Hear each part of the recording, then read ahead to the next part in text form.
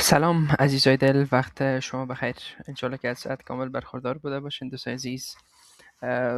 قسمی که عید قربان نزدیک هست یا عید الاضحی نزدیک هست، پس بیاین که چند واژه کاملا مهم زبان انگلیسی و همچنان بعضی جملات بسیار مهم را یاد بگیریم. خب واژه های مفید برای عید قربان، لطفاً ویدیو رو با دوستای خود شریک بسازین و کسایی که بیشترین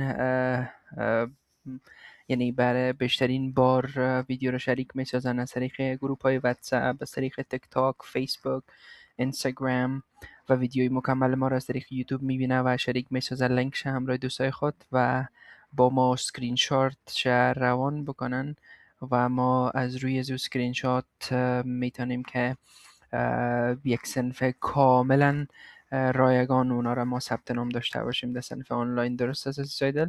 خب میریم سراغ درس اول ما. Let's learn new words English vocabulary time. خب وقت یاد گرفتن لغت های انگلیسی هست. برای صنوف آنلاین لطفاً همراه ما با تماس شوین. 078 123 34 75. خب واژه‌های مفید برای عید قربان عبارت از تخته قصابی هست که میشه شما بگوین در کامنت چی هست و کله و پاچه را چی میگن در انگلیسی و همچنان علف و هم عید مبارکی کردن و غیره. پس در کامنت منتظر جواب شما هستیم. So let's look at the first word. لغت اول سه دفعه من میگم یا 2 دفعه شما هم را تکرار کنین. Chopping block یعنی تخته قصابی. Chopping block. Example: The butcher placed the meat on the chopping block. میگن قصاب گوشت را بالای تخته قصابی چی کرد؟ گذاشت. لغت دوم ما هست عزیزای دل sacrifice. Sacrifice یعنی قربانی کردن. Muslims sacrifice animals during Eid al-Adha to honor H silent as درست honor to honor the tradition of Prophet Ibrahim علیه السلام. یعنی مسلمانان در عید قربان حیوانات را قربانی میکنند تا سنت حضرت ابراهیم را زنده نگه دارند یا به سنت حضرت ابراهیم احترام بگذارند. واژه بعدی ما هست دوستان slaughter یعنی ذبح کردن. Muslims slaughter animals during Eid al-Adha. یعنی مسلمانان در عید قربان حیوانات ذبح میکنند. لغت بعدی ما هست دوستان chop یعنی خرد کردن یا توته کردن، ریزه کردن. The butcher chopped the meat into pieces. یعنی قصاب گوشت را به قطعات خرد تقسیم کرد یا ریزه کرد. کلمه بعدی ما هست دوستان عزیز butcher یعنی قصاب، کسی که قصاب هست. butcher right T silent است. The butcher slaughtered the sheep for Eid al-Adha. یعنی قصاب گوسفند را برای عید قربان ذبح کرد. کلمه بعدی ما هست cattle market. انگلیسی امریکایی میشه cattle. T صدای دی را میده درست. cattle market یعنی بازار مواشی، جایی که حیوانات فروخته میشه یا گفته میتونیم نقاش. The cattle market in Kabul is very crowded during Eid. یعنی بازار مواشی در کابل در ایام عید بسیار مزدحم می شود، یعنی بیروبار می باشه، مردم ها زیاد میرن به خاطر انجام دادن ای سنت ابراهیمی. Cattle market, right? So خب دوستان عزیز، so cleaver یعنی تبرچه قصابی. The butcher used a cleaver to chop the meat. یعنی قصاب برای خرد کردن گوشت از تبرچه خود استفاده کرده است، تبرچه قصابی درست.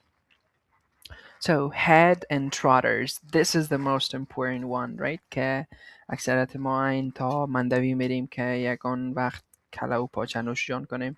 So head and trotters یعنی کله و پاچه یا سر و پاچه. The butcher sold the head and trotters separately. یعنی قصاب سر و پاچه حیوان را جدا فروخت. عزیزای دل، لغت بعدی ما هست steak یعنی گوشت بریان. I ordered a beef steak at the restaurant. من در رستوران یک استیک یا استیک یا گوشت بریان شده سفارش خب دادم. این واقعا که خوب استش. Eid خب این prayer. واقعا که خوب استش. Eid خب prayer. این Eid واقعا prayer که خوب یعنی استش. نماز خب اید. این واقعا ببینین که خوب استش. Muslims gather خب in این mosques for واقعا Eid که خوب prayer. استش. مسلمانان خب برای این نماز واقعا اید که در خوب مساجد استش. جمع خب می این شوند. کلمه بعدی ما هست slaughterhouse. slaughterhouse. slaughterhouse یعنی کشتارگاه. The cattle were taken to the slaughterhouse before. این اکثریت before میگن که چی است؟ before عید الاضحی، یعنی مواشی قبل از عید، قبل از عید قربان به کشتارگاه برده شدند. دوستا و پوست حیوانات چی میگن؟ hide. The butcher removed the hide from sacrificial animal. یعنی قصاب پوست حیوان قربانی را جدا کرد. Sacrificial animal حیوان قربانی میشه، درست؟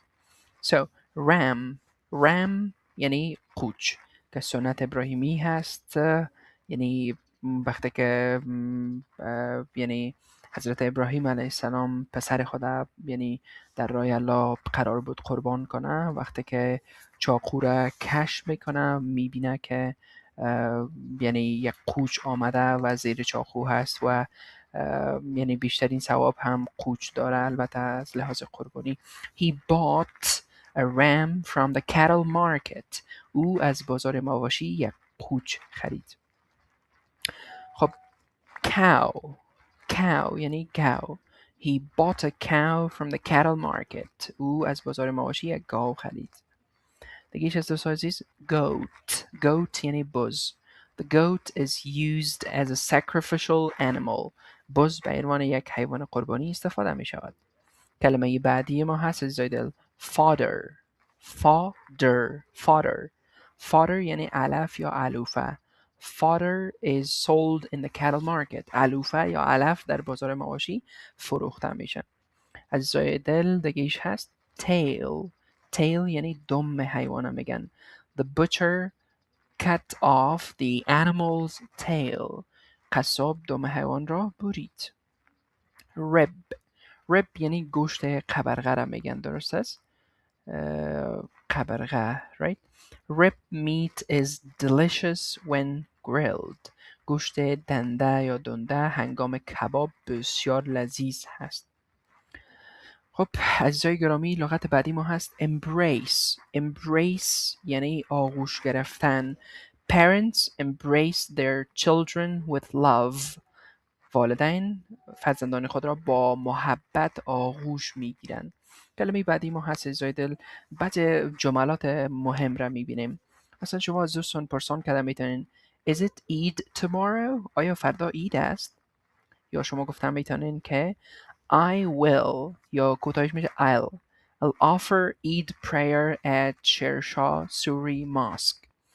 یعنی من نماز عید را در مسجد شیرشاه سوری ادا خواهم نمود، که واقعی کارت 4 است اگر شما شاید بلد باشین. You are looking beautiful in this white attire. تو در این لباس سفید بسیار زیبا معلوم میشی، مقبول معلوم میشی. و دوستایتان میتونین بگوین، تشویق کنین. Happy Eid to you from my side. Happy Eid to you from my side یعنی از طرف من به شما عید مبارک. یا هم از زای دل شما گفتن میتونین به دوستان How much ED did you collect on this Eid؟ یعنی چقدر ایدی جمع کردید اید. collect جمع کردن میشه.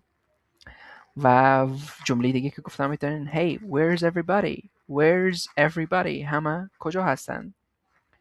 So we are looking for ED. We are looking for ED یعنی ما دنبال ایدی گرفتن هستیم، یعنی شما منتظر هستین دیگه که بگیرین بخیر. So, may Allah fulfill all your dreams and hopes on this Eid. یک دعا هست. هرگاهی که ما دعا کنیم در انگلیسی از کلمه may استفاده میشه. یعنی الله همه آرزوها و امیدهایت را در این عید برآورده سازد. Dreams یعنی خوابها یا آرزوها. Hopes امیدها. Fulfill هم میشه برآورده ساختن. جمله بعدی هست دوست عزیز May the blessings of Allah always knock at your door. Eid Mubarak.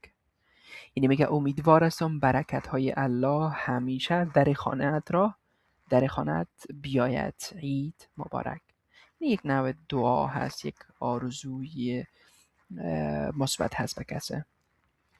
جمله بعدی که گفتم میتونین wishing you and your family a very happy, prosperous and blissful Eid. برای تو و خانوادت عید بسیار خوش، پربرکت و پرسعادت آرزو دارم. Very happy بسیار خوش. Prosperous یعنی که پر برکت. Blissful میشه پرسعادت. عزیز دیگه جمله که گفتم میتونین I hope Eid al-Adha brings you joy, blessing and peace. یعنی میگه امیدوار است امید قربان برایت خوشی، برکت و آرامش بیاورد. آخرین جمله ما عزیزای دلهی است که به همه شما دوستا ایراد تقدیم میکنم. May your sacrifice be accepted and your Eid be full of blessings. خدا کنه قربانیت قبول شود و عیدت پر از برکت باشد. باز هم وطندار گلم عیدت مبارک. So, thank you very much everybody for watching. So don't forget to like, share, comment and subscribe our YouTube channel. و همچنان شما میتونید در فیسبوک، اینستاگرام، تیک تاک و یوتیوب ما رو دنبال کنین. Follow for more و وقت شما بخیر. Have a good one.